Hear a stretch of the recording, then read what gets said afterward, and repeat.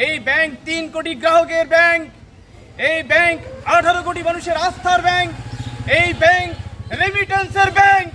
এই ব্যাংকে যদি আবার হাত দেওয়া হয়, সেই কালো হাত ভেঙে দেওয়া হবে। এই ইতিপূর্বে যে সরকার যারা ছিল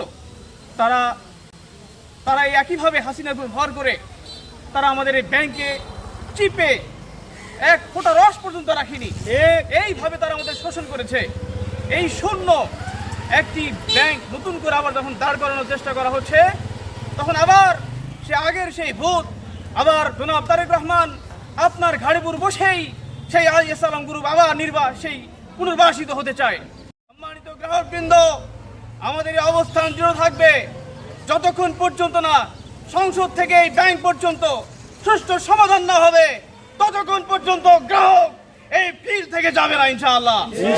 এসালম গ্রুপ, এসালম নিজে ব্যক্তিগতভাবে 80 লক্ষ কোটি টাকা সে গ্রহণ করেছে, আর তার পরিবারের লোকজন আত্মীয় স্বজন তাদের দ্বারা 2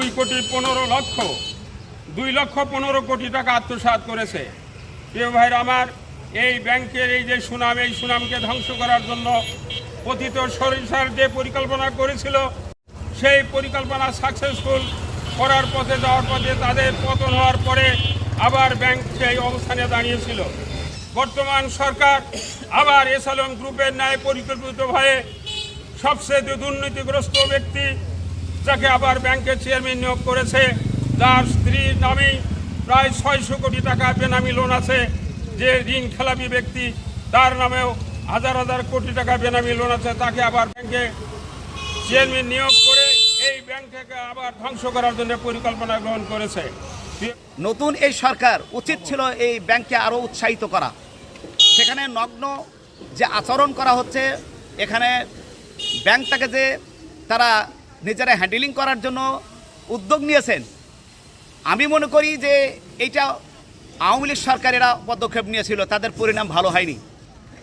মনে হয় যেন এই সরকারও পরিণাম ভালো হবে না।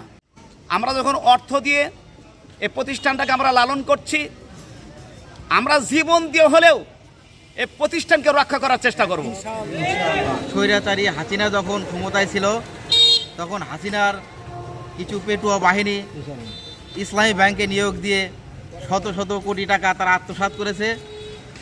ওই ধারাবাহিকতায় বিএনপি সরকার এসে তার পছন্দনীয় লোককে ইসলামী ব্যাংকে নিয়োগ দিয়েছে।